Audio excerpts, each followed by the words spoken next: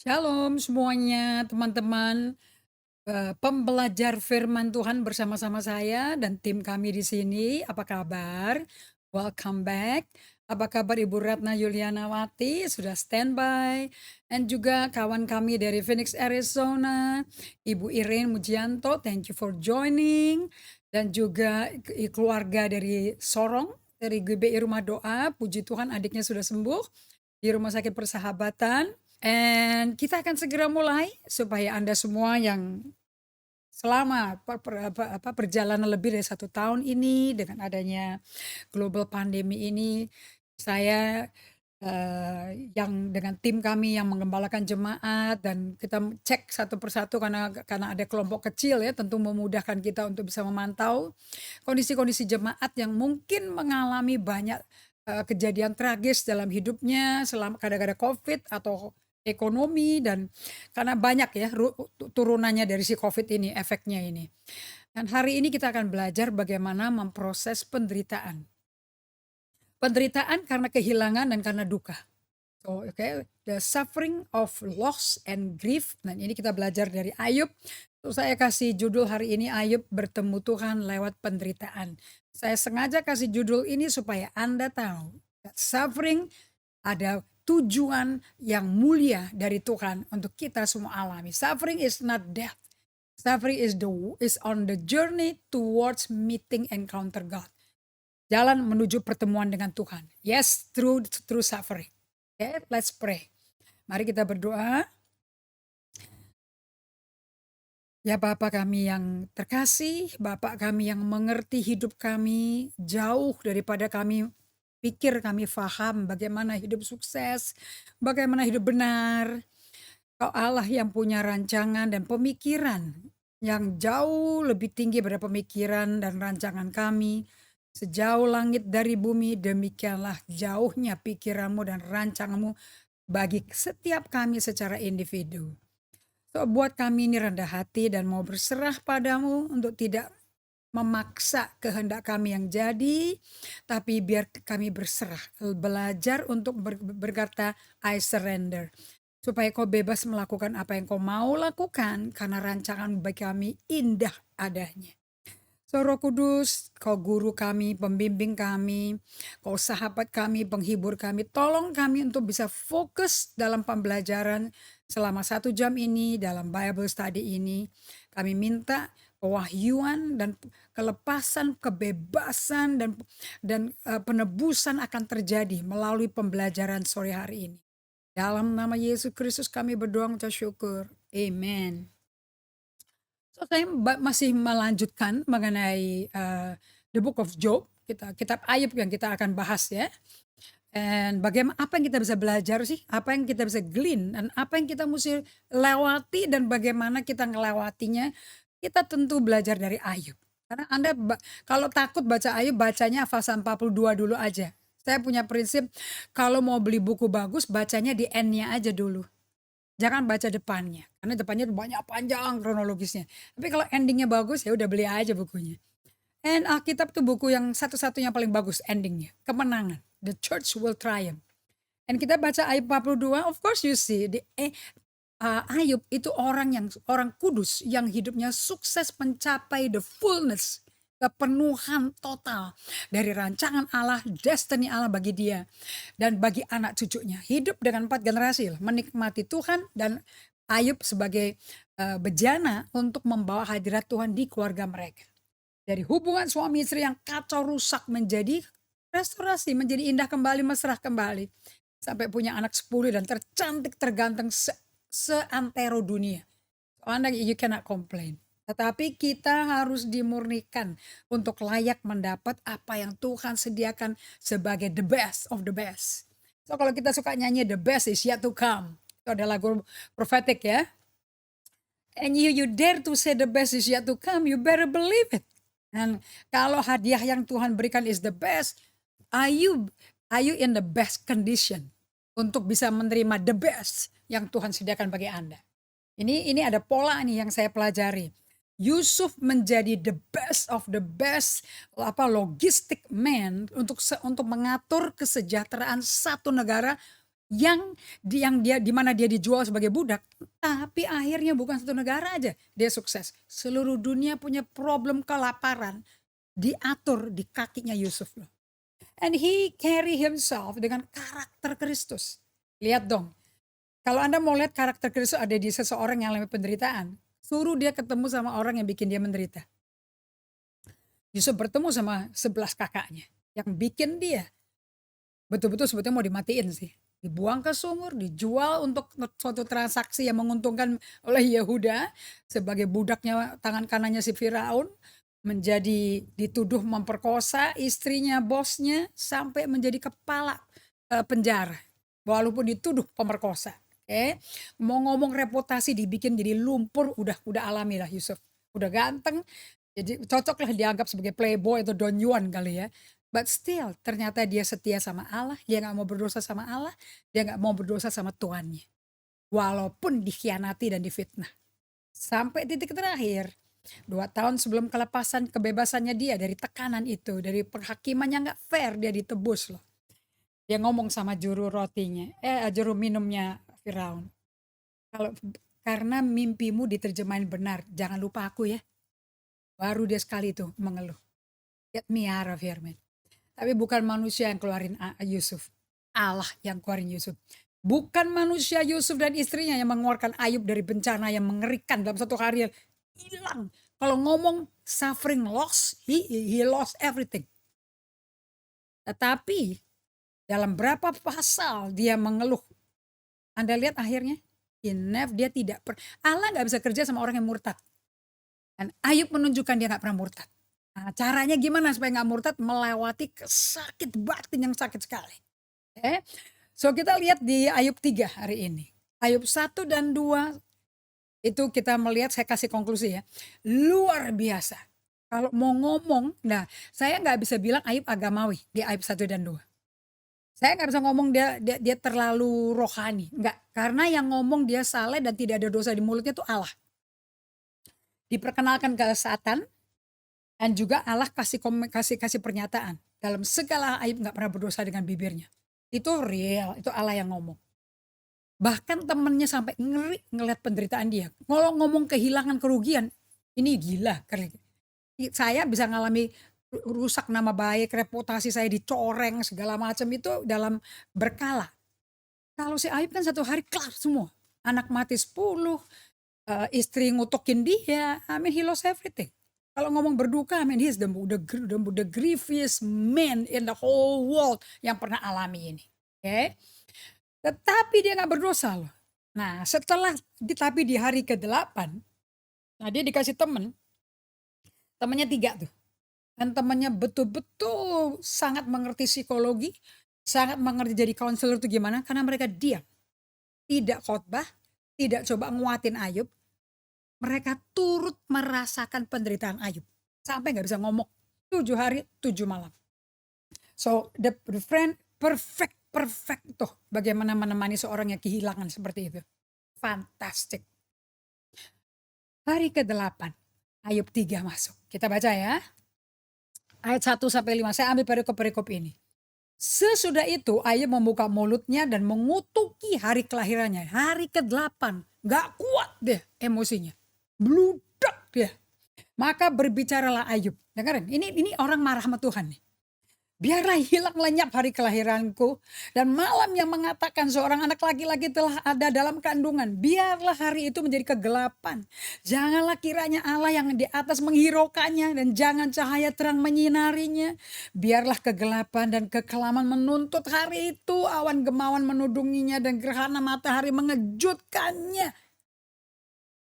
Ayat 11, mengapa sih aku gak mati aja sih waktu aku lahir? Kenapa aku gak binasa aja waktu aku keluar dari kandungan? Mengapa kok pangkuan menerima aku? Mengapa ada buah dada sehingga aku dapat menyusu? Kenapa? Jikalau tidak, aku sekarang udah berbaring, udah tenang, udah tidur dan mendapat keistirahat. Bersama-sama raja-raja dan penasihat-penasihat di bumi yang mendirikan kembali reruntuhan bagi dirinya. Ayat 23-26. Anda dengerin ya, ini yang keluar ya, luapan dari hatinya Ayub loh ini. Kepada orang laki-laki yang jalannya tersembunyi yang dikepung Allah, dia bilang Allah ngepung dia tuduh loh. karena ganti rotiku. Sekarang rotiku bukan lagi makanan enak yang mewah yang selalu anaknya pesta-pesta tuh. Sekarang makananku rotiku tuh keluh kesahku. Dan keluhanku tercurah seperti air. Karena yang kutakutkan itu yang nimpa aku. Dan yang kucemaskan itu yang datengin aku. Aku tidak mendapat ketenangan dan ketentraman. Aku nggak dapat istirahat. Tapi kegelisahanlah yang timbul. Nah lihat di sini. Ini Ayub yang ngomong ini sama nggak sih sama Ayub yang di fase 1 dan 2? Is this the same guy? Sama. Sama persis orangnya. Tidak Ayub yang lain. Ini bukan Ayub orang lain yang namanya Ayub juga. No, no, no, no. This is the same guy. Yang mulutnya nggak pernah berdosa, yang selalu saleh. Nah, ini namanya pengalaman apa sih? Kenapa sih kok Tuhan izinkan ini terjadi? Amin, ini kematian, you know. Anaknya hangus puluhnya. Orang ngubur satu mati aja. Hari ini saya ada teman bisnis saya barusan menyelesaikan hidupnya di bumi dan kembali ke pangkuan Bapa. Baru dikasih tahu pagi tadi oleh istrinya, ternyata komplikasi semua organnya. Sorenya sudah tidak ada. Nah, itu satu orang loh kehilangan, berat istrinya.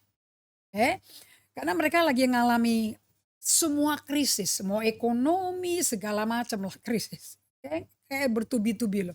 Sama kayak Ayub. Nah, kenapa sih kok Tuhan izinkan ini terjadi?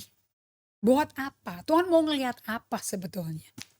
Or are we supposed to see ourselves? Apakah kita suruh ketemu diri kita melalui penderitaan ini? Ini saya pernah bagikan di minggu lalu.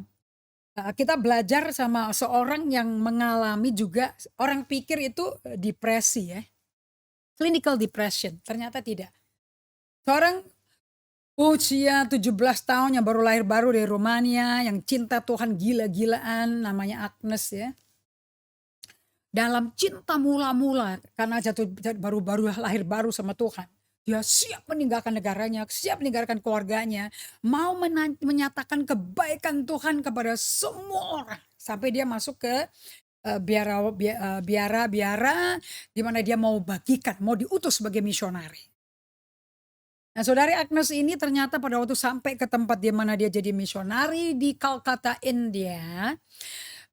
Semua orang itu di aliran mereka tuh punya namanya spiritual director. Spiritual director is like a mentor tapi yang menuntun bagaimana kondisi kerohanianmu sedang alami apa dan bagaimana. Dan dia tulis di dalam journal dia. Kalau Anda kepingin mau belajar tulis journal bisa lihat di sini bentuk journal kayak apa. Nah journal ini sebetulnya tidak untuk publik tapi hanya buat spiritual director dia. Jadi di tengah-tengah para misionari ini kerja keras banting tulang memberikan nyawanya melakukan misi Tuhan. Mereka nggak maha kuat loh. Mereka punya teman-teman yang solidaritas dengan mereka. Mereka punya teman-teman yang mendukung mereka. Mereka juga punya spiritual director. So they are not bukan orang yang maha kuat gitu ya. Sama sekali nggak. They have penasehat. Di dalam jurnalnya dia tulis seperti ini. Where is my faith? Really? Di mana sih imanku? Dalam keadaan batinku nggak ada apa-apa lagi tuh. Di dalam batinku nggak kerasa apa-apa. Yang ada hanya kekosongan dan kegelapan. Oh Allahku. Betapa sakitnya penderitaan dari apa yang tidak ku ketahui. Mesti aku terjemahkannya begitu. I'm suffering from darkness, from emptiness, from what is unknown to me sebetulnya. Apa yang aku belum tahu, ini aku menderita banget nih. I don't understand why I am suffering like this. Aku udah gak punya iman lagi. Nah kenapa kok dia tulis kayak begini? Aku utarakan ya kata-kata kalau kita doa korporat dia bilang. Terus kata-kata doanya pemaknanya tuh gue masukin ke hatiku. Dan dengan berusaha dengan segala kekuatanku yang terbaik. Untuk mendapatkan makna setiap kata-kata doa itu aku mau coba maknain. Bunyinya sama rasanya tuh bisa manisnya sama gak sih? Tapi ternyata doaku itu adalah suatu kesatuan yang kata-kata yang gak ada artinya. Kayak dangkal kosong hampa gitu. Sehingga aku gak bisa doa lagi. Nah orang ini misionari muda 17 tahun namanya Agnes ini dikenal hari ini sebagai Saint Teresa of Calcutta. Santa Teresa, Mother Teresa dari Calcutta, India. Dia mengalami yang disebutnya he hit a wall. Dia lagi nabrak tembok. Apa sih itu the wall? Nah, kalau Anda mendefinisikan perjalanan imanmu salah, Anda nggak akan ngerti dan nggak mau terima the wall ini. Bahkan banyak orang Kristen murtad dan pindah agama dan nggak mau ikut Tuhan lagi atau menjadi incognito gara-gara pengalaman ini dan tidak mengerti kok ngalami seperti ini. Dan ini dijelaskan oleh seorang biarawan dari Katolik ya, yang hidup 500 tahun yang lalu. Dia tulis buku namanya Dark Night of the Soul atau Malam Gelap Bagi Jiwa. Namanya Saint John the Cross. Ya, di buku ini Ibu Henry Christian, okay, you will understand di bab 6 Anda akan saya kenalkan dengan namanya Saint John the Cross. Okay. And Saint John the Cross akan mengajarkan kepada Anda 3 tahapan yang Anda akan lalui. Dan ini the wall ini Tuhan yang tentuin. Intensitas penderitaan Tuhan yang tentuin. Lamanya Tuhan yang tentuin. Dan tidak ada satu orang kudus di dalam Alkitab kita yang menjadi sahabat Allah, yang menjadi rasul, yang kenal Tuhan secara intim, yang tidak mengalami the wall. Daud alami, Yusuf alami, Abraham alami, Esther alami, Rasul Paulus alami. He hit the wall sampai dia berkata 3 kali aku teriak sama Tuhan loh. Untuk dia cabut ini duri-duri dari aku, yaitu utusan setan ini loh. Tuhan menjawab, kasih karuniaku cukup. Saat kamu lemah, kasih karuniaku sempurna. Dan sampai si Paulus bisa ngomong, ini penderitaan. Aku bangga loh, aku mau bermegah dengan kekuranganku, dengan penderitaanku, dengan sakit sampai nangis dia gak kuatnya laki loh ini. Ini orang perkasa ini sih Rasul Paulus. Tapi karena dia memahami apa yang kita mau belajar hari ini, dia bisa berkata, aku bermegah pada penderitaan ini. Karena saat aku lemah, kasih karunia-Nya sempurna. Kuasa sempurna. Dia encounter God. Jadi tidak, dan dia juga berkata di 2 Korintus 10 ya, ayat 9-12. Supaya, so that I will not be conceited. Nah, bahasa Inggrisnya ngomong gitu. Supaya aku tidak sombong tinggi hati dengan penglihatan-penglihatan di Firdaus. Tuhan kasih aku duri. Nah, dalam dagingku.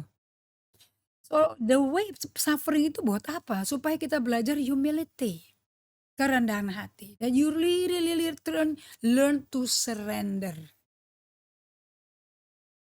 Ayub surrender. Tapi perjalanannya kayak gini. Surrender gak berarti Anda ngelepak cuek. Bukan. Surrender Anda berikan semua keberadaan Anda, jiwamu, emosimu, Anda berikan semua. Nah, cara berikannya kayak apa? Nah, kayak gini. So, Saint John the Cross, Anda bisa buka bukunya di halaman 149. Okay. Berapa lama sih ini berlangsungnya? The Wall ini.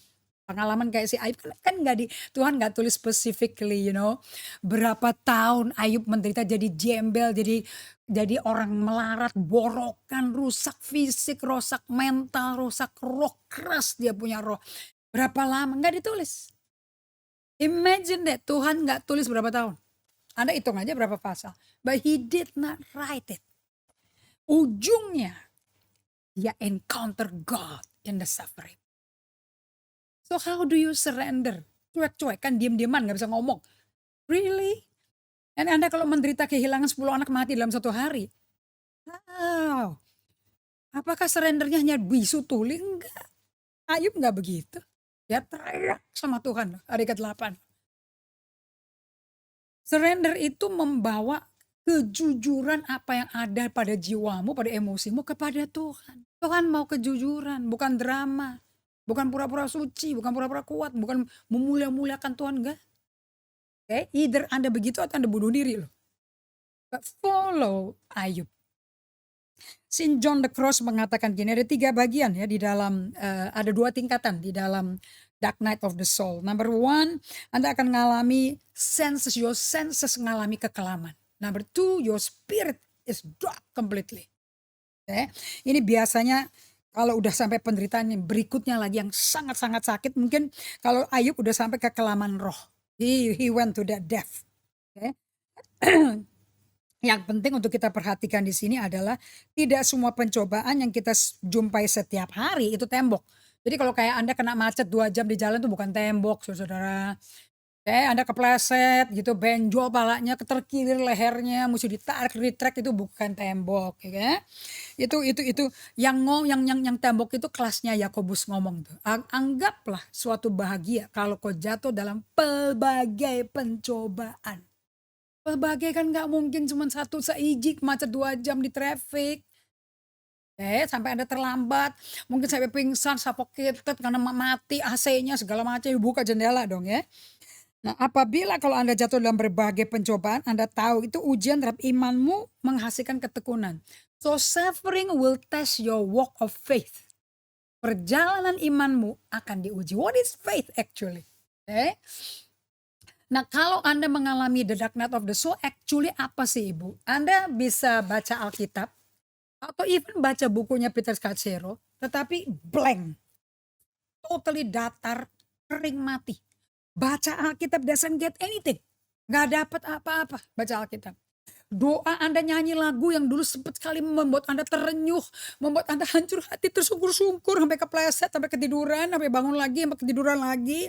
Sekarang Anda bisa nyanyi dari dengan segenap hati pakai gitar sampai kapalan, nggak kerasa Tuhan. This is the time where everything is just wrong and God is absent. Nah, itu yang dialami oleh si Agnes itu atau Mother Teresa yang kita kenal dari Calcutta.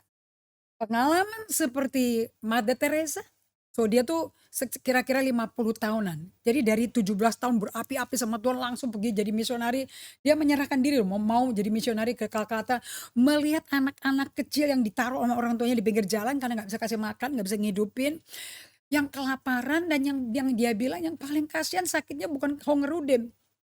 Bukan sakit TBC atau sakit lepra atau sakit yang sayang tuh dibuang di pinggir jalan, sakit kesepian. Do you know that loneliness is sickness? Being alone, Matius 6 ayat 6 kalau engkau berdoa, ini solitude silence ya, saya mau ulangi lagi ya. Solitude silence itu Matius 6 ayat 6. Jika engkau mau berdoa, kata Allah Bapa, masuk ke ruangan, tutup pintu, be alone with God, but not lonely. Kalau Anda alone with God, terkunci sendirian di tempat tenang, di tempat sunyi, solitude. Maka kau akan mendapat upah dari Tuhan. I give you reward. Gak ada orang solitude silence. Sekarang saya kasih 5S namanya. Solitude, silence, stillness, scripture reading, sampai dengar suara Tuhan, dan sabat. Nah, tidak ada. Yesus berkata kamu akan dapat reward kok. Matius 6 ayat 6. You will get a reward. Gak ada orang solitude silence menderita sakit jiwa. Gak ada. I think you did it wrong kan. Mungkin Anda lagi lonely, bukan alone with God. You know. So be careful, okay? Supaya pengajaran saya jangan diputar balikan. Nah, siapa yang ngalami juga the walk seperti ini? Yesus kita baru merayakan Paskah. Okay? Ini adalah pengalaman dalam perjalanan kekristenan kita persis seperti Yesus Kristus waktu dia di Getsemani sampai dia menuju ke Golgota, bukit tengkorak. Dimana dia betul-betul udah bukan kayak orang deh, perlakuannya udah inhumane for the sake of our sin. Lihat di Matius 27. By the way, itu si Agnes, si Mother Teresa, 50 tahun loh. Dia tuh melakukan terus. Saya hebat, saya salut sama komitmennya si Mother Teresa. Walaupun Tuhan tuh absen, there's no trace of God. Absensia total. Dia gak kerasa. Sukacitanya, hangat hadirat Tuhannya, gemeter-gemeter itu hilang semua. So dia keep on doing, tetap mengutin satu anak tiap hari dibawa ke rumah sakit yang kerjasama dengan Mother Teresa itu sampai sekarang lukisannya Mother Teresa. I forgot, ada di YouTube nama dokter yang punya private hospital di Calcutta yang kerjasama sama Mother Teresa. Sampai foto Mother Teresa ada di lobi utamanya sekarang. Mother Teresa dapat Nobel Prize karena kesaksian dokter ini juga. Nah, 50 tahun dia bilang, aku tetap melayani.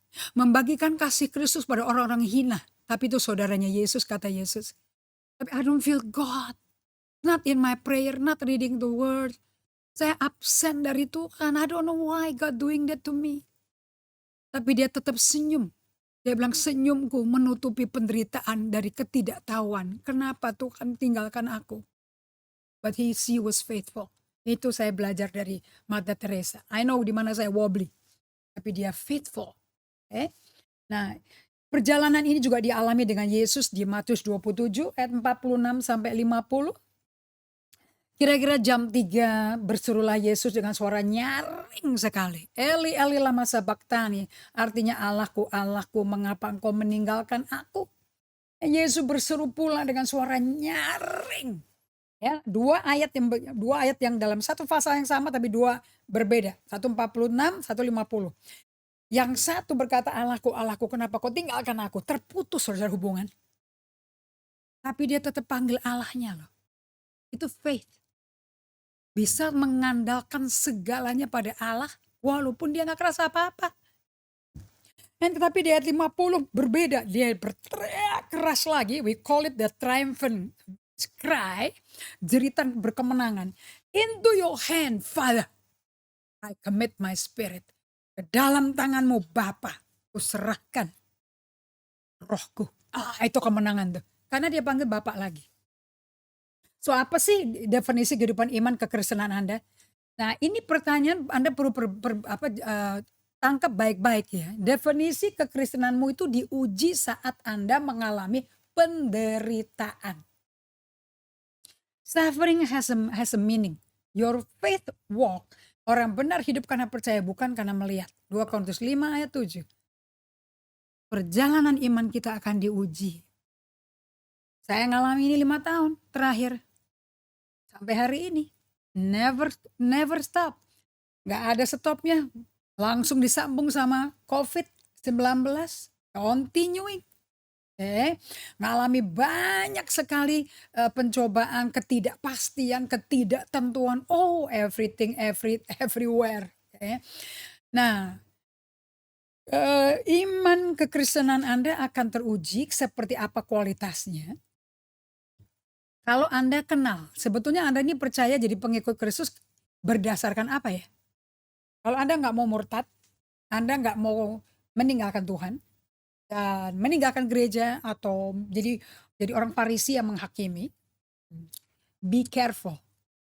Saat penderitaan, definisi kekristenan iman Anda itu ketahuan.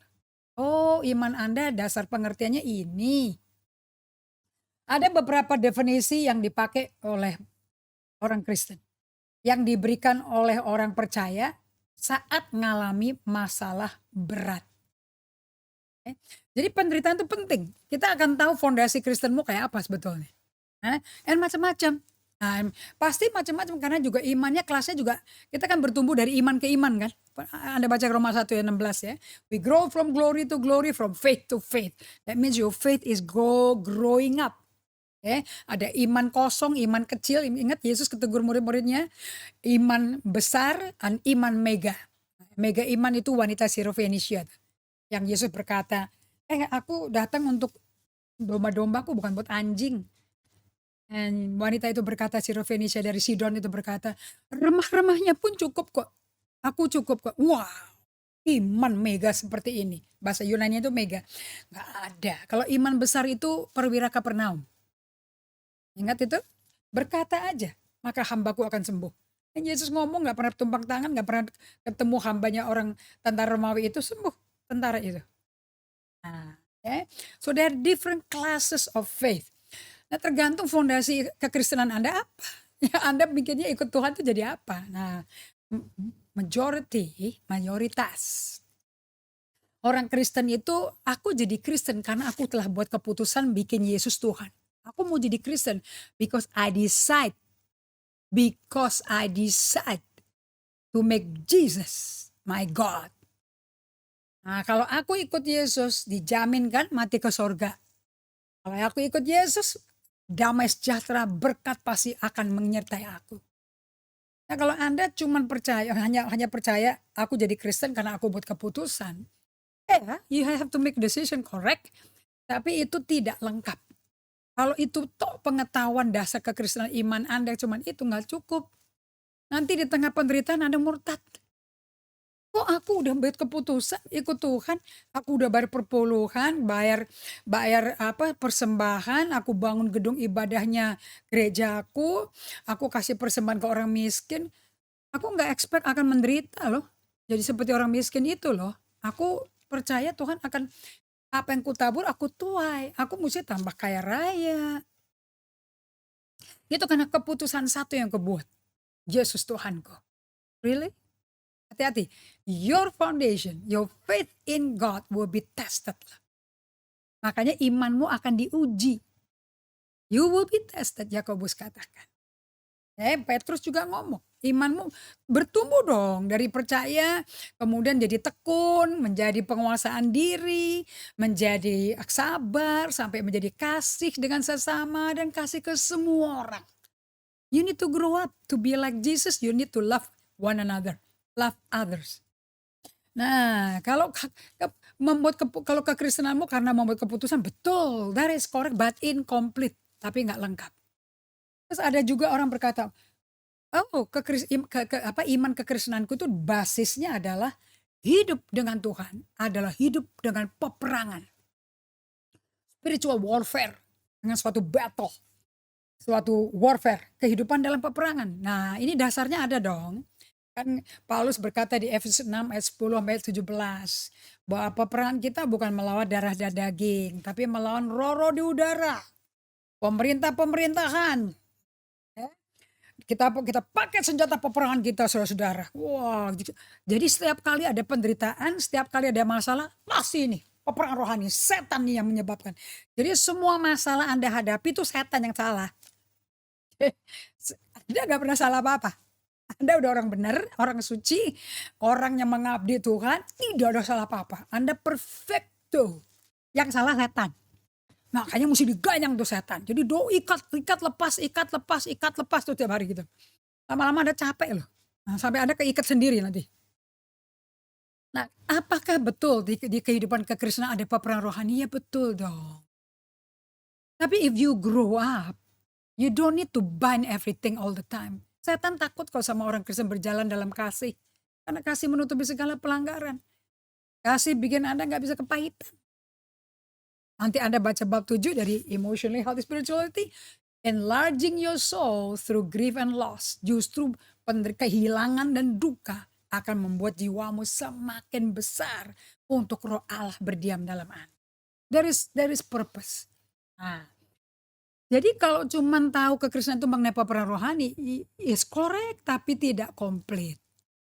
Hanya suatu keputusan benar tapi nggak komplit. Peperangan rohani benar tapi nggak komplit.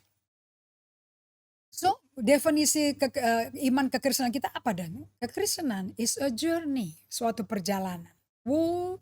Saya pas Evelyn ngomong kayak gini, ini problem kapan kelar ya? Aku sampai tanya sama Tuhan, how long do I have to wait on God for this problem to stop? Enough is enough. Kurang apa lagi? Dan Tuhan kasih penglihatan ke Pastor If. Ada tali yang besar, tali rami itu. Ada saling keikat. Nah itu ada knot-knotnya itu. Saya bilang ke dia, boleh gak kita potong aja nih knotnya nih? Supaya kelar, putusin sama hubungan-hubungannya gila ini udah kelar. Tapi Tuhan tidak jawab. Tuhan hanya melihatkan kayak tali itu lepas satu persatu. Tidak dipotong. So that means God is saying it's a process, isn't it? A process is a journey. So dari pengalaman kami pribadi, definisi terbaik dari kekristenan adalah suatu perjalanan hidup bersama Tuhan. It's a journey with God. Kemitraan bersama Tuhan di dalam suatu perjalanan, by the way, yang Tuhan atur. Kenapa Anda mesti lewati jalan ini? Tuhan yang atur, Tuhan yang ngerti, Tuhan yang tahu. Bagian ini yang kamu butuh. He can use anything. Bukankah rancangan kita dipegang sama Tuhan? Bukankah jalannya Tuhan mengenai kita ada di tangan dia? Kita nggak bisa komplain dong. If you surrender, Anda nggak komplain. Itu loh, surrender tuh bukan cuek jadi diem kayak orang bengong, bukan. Itu orang udah depresi kalau begitu. Tetapi kalau orang surrender itu actually you asking God, you staying faithful to God. Dan mengikuti jalur-jalur kayak si Daud, sekalipun aku melewati lembah kekelaman, aku tidak takut bahaya. Kok dia nggak mencak-mencak marah-marah sama Tuhan? Kenapa mesti lewat lemah kekelaman? Kenapa nggak jalan yang lain? Aku hatinya tulus loh. Bahkan kau yang mempromosi aku punya hati seperti engkau dan berkenan padamu. Kok kau izinkan aku ngelewati belotokan kayak begini, kotor yang mematikan kayak begini? Kenapa? What did I do wrong? Tuhan di mana kau? Ini masa ini banyak sekali yang Anda akan komplain berkata, where is God? Kalau ada Tuhan, kenapa ini terjadi? Inilah masanya. Nah, kalau sampai Anda mulai ngomong seperti itu, you hit the wall. Anda lagi menghadapin nabrak tembok dan tidak gampang ditembus. Tapi Anda mesti nembus. Dengan Allah, kekuatan Anda, seperti Paulus ngomong, aku bermegah. Supaya aku nggak sombong. Aku bermegah dalam kelemahanku. Karena kasih karunia Allah sempurna. Kuasanya sempurna, tersedia bagiku. Jadi untuk hidup dengan kuasa Roh Kudus yang membangkitkan, yang bikin orang buta melihat, yang bikin orang mati, ketiduran jatuh dari tembok gitu mati langsung dipeluk Paulus hidup, sapu tangannya Petrus nyembuhin orang sakit, lumpuh jalan semua, hanya kena bayangan Petrus. Oh, you need to be humble. It's not knowledge yang bikin Anda berjalan dengan kuasa itu. It's humility. Ini yang dikhotbahin semua ini mesti dihidupin loh, mesti dia lewati loh Anda. Dalam perjalanan iman kita bersama Tuhan, kita pasti melewati bagian di mana kita menabrak tembok atau yang disebut sebagai dark night of the soul. Dan ini artinya tempat di mana you don't get a trace of God. Anda nggak dengar Tuhan sama sekali. Absensia. Nah, apa sih yang Anda akan alami pada waktu Anda ngalami the dark night of the soul? Anda akan mengalami 3 hal sebetulnya. Oke, dan this is my devotion book. Pada waktu Anda mengalami stressful condition, ya, di mana semua orang juga bisa konflik, kayak Daud konflik terus sama Saul. Konfliknya nggak mau diberesin sama Saul maunya beresin sendiri pakai membunuh, pakai lembing dan sebagainya. Mau diajak ngomong sama Daud nggak mau loh dia. Daud kan ajak ngomong dia di gua waktu dia buang hajat. Berapa kali Daud punya kesempatan buat bunuh Saul, nggak dipakai, tapi Daud mau mengadakan assertive communication. Dan pada waktu diajak ngomong dia bilang saya salah, ampuni aku. Dan Daud tetap panggil dia bapakku loh. Okay? Nah, dan Daud ngalami ini semua. Makanya Anda tuh musuhnya tuh kalau di musim PSBB ini bagian favorit Alkitabmu tuh sebutnya buku apa? Mazmur. Karena Mazmur dan Ayub adalah buku yang menggambarkan kejujuran seorang yang diselamatkan oleh Tuhan. Dan imannya naik kelas. You don't see a lie. Anda nggak lihat kemunafikan di Ayub. Anda nggak lihat kemunafikan Daud. Ya, di Mazmur 56 dia ngomong, kasihani aku dong. Tuhan, aku nggak kuat loh Tuhan. Bayangin, pembela Israel, Raja Israel, pahlawan Israel yang paling jago. Menang atas semua perang yang dipimpin Daud, menang loh. Baca ya ketika Samuel. Nggak ada yang kalah. Sebab Tuhan menyertai dia dan dia tahu selalu tanya strateginya ke Tuhan. Akan menang gak nih? Maju gak Tuhan? Perang ini kita. Bagaimana perangnya? Oh, kan semua atas sistem instruksi Tuhan. Jadi dia bergaul. Intinya Anda mau sukses jadi seorang leader. Are you close enough with God? Atau Anda masih meraba-raba? Nah, kehidupan Daud is totally solitude, silence, and stillness. Karena hanya dia yang bisa ngomong berdiamlah. So that you know me. Supaya engkau kenal Allah. Nah, Anda belajar dari Daud, kita belajar dari Walter Brueggemann yang mengajarkan mengenai pain and suffering is the center of 3-part pattern. Di dalam buku Mazmur ada 3 bagian polanya. Orientasi, disorientasi, dan orientasi baru. Anda akan orientasi cinta Tuhan, kemudian disorientasi kacau semua rasanya. Aduh, udah aku kayak digigit, diserak sama anjing yang menggonggong, orang-orang datang musuh kami dengan gigi seperti gigi singa, gigi harimau, gigi anjing. Dia mencekam aku. Aku rasanya udah kayak mau mati, mau masuk ke sumur. Kemudian Selah. Tetapi kau Tuhan. Nah, itu tuh. Orientasi cinta Tuhan, disorientasi kacau beliau, nggak tahu mesti ngapain, Tuhan nggak kerasa kemana-mana. And new orientation. Dimana Anda akan masuk ke tempat yang baru. Seperti Ayub masuk ke tempat baru. Dengan kembali 10 anak yang paling cakep seluruh dunia. And that's the new orientation. That's another teaching. Nah, apakah Anda sedang alami disorientasi dan desolation atau desolasi seperti Ayub? Kebingungan, sedih, kedukaan yang dalam. Are you going through that? Pada waktu Anda mengalami itu, Anda mesti menyediakan namanya space to be honest. Rongga, ruangan di mana Anda bisa jujur sama Tuhan. Kalau Anda nggak bisa jujur sama Tuhan, ya Anda nggak bisa jujur sama dirimu, ya Anda nggak bisa jujur sama orang. Nanti khotbahnya ceritanya orang yang dipakai, tapi cerita Anda sendiri nggak ada gitu loh. Nah di Ayub 3 ayat 1-5 kita ngelihat Ayub betul-betul jujur. Sesudah itu Ayub membuka mulutnya mengutuki hari kelahirannya. Tahu begini, biarlah hilang lenyap aja hari kelahiranku. Buat apa? Seorang laki-laki telah ada dalam kandungan. Buat apa malam-malam ada orang ngomong gitu meraya-merayakan? Buat apa? Biar hari itu jadi kegelapan. Jangan kiranya Allah yang ada di atas menghiraukan. Udah deh Tuhan, lo gak usah hiraukan gua loh. Nah saya mau tanya, ini jujur-jujuran gak? Saya ingat ya untuk kesembuhan luka batin. Satu hamba Tuhan dari Singapura ngomong, if you cannot be honest to yourself, you cannot be honest to God. God cannot help you. Kontras sekali antara Ayub 1 dan 2 dengan Ayub 3. Kontras banget. Bahkan di Ayub 2 ayat 9 istrinya aja ngajak duel loh. Dia berkata istrinya, masih bertekun kok dalam kesalahanmu. Kutuk aja tuh Allahmu tuh, mati lu sana.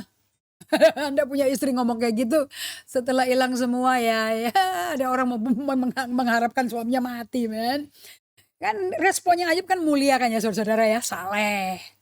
Apakah kita hanya mau menerima yang baik dari Allah tapi yang buruk nggak mau terima ya? Dan dalam kesemuaan itu Ayub tidak berbuat dosa loh dengan bibirnya. Kemudian dia dikunjungi 3 sahabatnya, mereka semua berempat 7 hari 7 malam berdiam diri tidak berbicara sepatah kata pun. Udah nggak tahu mesti ngapain, ngomong apa, ngelihat penderitaan yang gila kayak gitu. Eugene Peterson ngomong seperti ini. Anda kalau doa ya, doa itu bukan sajak kepada Tuhan. Tuhan gak impress. Ayub, Job demonstrate that God is after honesty, not after perceived notion of holiness. Eugene Peterson penulis kitab The Message berkata seperti ini. Do you know, dia ngomong mengenai buku Ayub ya. Do you know about the book of Job? Dia bilang Job demonstrate that God is after our honesty, not after our perceived notion of holiness. Dia tuh nggak kepingin denger kamu ngomong yang kata-kata yang mulia, yang suci, yang nggak ada cacatnya, yang agamawi. Dia nggak tertarik. Aku Allah yang suka kejujuran dari kamu. So Ayub mendemonstrasikan bahwa Allah mencari dari kita kejujuran, bukan bentuk apapun yang menggambarkan segala macam rupa kita orang suci itu kayak apa sih. So what is prayer then kalau gitu? Apa dan doa itu? Prayer is lifting your mind and heart to God. Eugene Peterson berkata, dia mendefinisikan sebagai berikut. Doa bukanlah bicara nice talk, nice sweet talk, righteous talk to God. Tapi berbicara dari hati yang jujur di hadapan Tuhan. Because God is after your honesty, not after your holiness. Allah itu menunggu kau mengangkat pikiran dan hatimu kepada Dia. He's not interested in drama. Kalau pahit, keluarin pahit mau ke Tuhan. Nah itu adalah seni yang hilang di gereja saat ini. Nah untuk Anda untuk bisa jujur-jujuran seperti ini doanya. Ini namanya doa meratap. Dan meratap itu nggak ditulis, meratap itu keluar. Ini apa yang dikatakan si Ayub ini keluar loh. Karena teman-temannya dengar. Makanya temannya sanggah terus dengan keagamawiannya, dengan menghakimnya. Pokoknya rasa sakit dan marah dan gejolaknya si Ayub itu diterjemahkan dengan bahasa teologi ya. Sadis. Itu sadis banget deh. Itu teman nggak turut merasakan kehilangan dan penderitaannya Ayub. Tapi Allah gak takut dan gak bimbang dan gak kaget dan gak takut waktu Anda maki-maki Allah seperti Ayub kayak gitu. Kau yang kepung aku. Engkau yang bikin aku menderita kayak gini. Disalahin Allah semua. Allah gak takut. Ya kan Allah yang mengizinkan dia menderita. So don't think bahwa kamu tuh dosa loh ngejelekin Allah. No. Anda gak lagi jelekin Allah. Anda lagi keluarin sepengertianmu kayak begitu perasaanmu terhadap Allah gitu loh. So saya akan lanjutkan lagi di hari Sabtu ya. so that I can continue and teach you. Dan seringkali saya akan bagikan apa yang Rolheiser bagikan, bagus banget. Tapi we'll keep it to Saturday supaya Anda itu tidak salah sama sekali. Okay? Because God is the God, Allah itu Allah yang sudah menderita. Dan waktu Yesus di kayu salib, dengar baik-baik ya, Anda tidak saja melihat seorang yang menjadi domba yang dikorbankan atas nama dosa kita dan hukuman. Sebetulnya yang dia lakukan tuh menanggung hukuman dosa yang mengerikan itu loh. Maka itu namanya penebusan. Dan melepaskan. Keselamatan tuh membebaskan kita dari kerja paksa dan melepaskan kita dari penindasan perbudakan dosa, si setan itu, dan penebusan. The three thing. Itu saya belajar di kitab Keluaran 6 tuh. Nah, yang dialami sama Yesus di kayu salib, Anda jangan fokus cuma dia hanya menjadi penebus. Anda juga disuruh merasakan penderitaan dia di kayu salib. Because that's bagaimana dia ngalami dan menghadapi dan memproses perjalanan penderitaan itu. That's what we need to learn dari Yesus. Makanya dia ambil bentuknya manusia. Supaya dia menjadi seperti kita. Berarti kita juga mesti tahu dong kalau kita menderita kayak dia kayak apa. And apa yang Anda alami, duka, sakit ini, mesti dirasakan loh penderitaannya. Mesti dirasakan, jangan ditekan, jangan di-suppress, jangan dimatiin, jangan dikubur. Nggak boleh, itu bukan orang artinya. Anda bukan manusia. Kalau Anda baca buku EHS, you're not human. Human will feel and understand pain and cry out to God that pain. Kayak Ayub. Ini Anda mesti tiru. Kita lanjutkan di Sabtu ya, supaya Anda bisa betul-betul mengerti bahwa the true prayer yang Tuhan mau is the prayer of lamentation. Doa ratapan. No other way. That's the most holiest prayer. Being honest to God about yourself. Kita doa. So Tuhan, kami berdoa, Yesus, kami tahu Kau hadir di antara kami. And I understand that you understand. All of us yang lagi bingung bagaimana memproses rasa sakit, duka, kehilangan. Yang mungkin gak seberat Ayub, tapi cukup berat untuk masa ini. Banyak hilang kerjaan, mungkin hilang pasangan hidupnya karena COVID. Atau mungkin karena stres, jadi kehilangan pasangannya, gak bisa lagi normal perkawinannya, hilang kerjaan. Hilang semua apa yang biasa yang disukai, gone everything. But Lord, izinkan Roh Kudus ajarin setiap kami untuk bisa jujur mempersembahkan pikiran dan hati kami kepada Tuhan. Being honest to you God. Aku minta ini dapat dilakukan supaya doa ratapan ini menjadi suatu kelepasan dan kebebasan dan mengizinkan Tuhan masuk ke hidup kita menyembuhkan kami. I pray dan semua umat-Mu yang sedang mengalami tekanan dalam melalui jalan tembok yang panjang ini. Lord, biar Roh Kudus menyertai mereka, menghibur mereka. Aku minta mereka juga menemukan teman solidaritas yang mengerti situasi ini. Di dalam nama Yesus kami berdoa untuk syukur. Amen.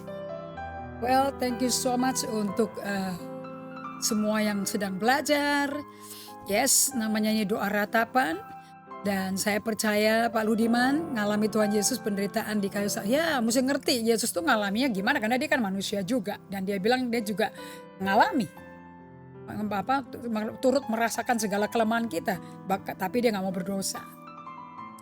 Thank you Bu Iluhut Tari, bagaimana kondisi Bali saat ini? And Magdalena Prasetya dari Surabaya, Ibu Jane, Carol. Thank you so much. Ige Depu Wira Atmaja dari mana itu? Boleh kenalan ya. Dari kota mana? Mary Marta. Sama-sama kita juga belajar. Saya juga apa yang saya bagikan ini juga saya ngalami ya. So kita sambung lagi ya Ibu Irene, Ibu Tiur sampai Sabtu jam 12 siang. Tuhan berkati dan selamat belajar lagi apa yang sudah dibagikan hari ini.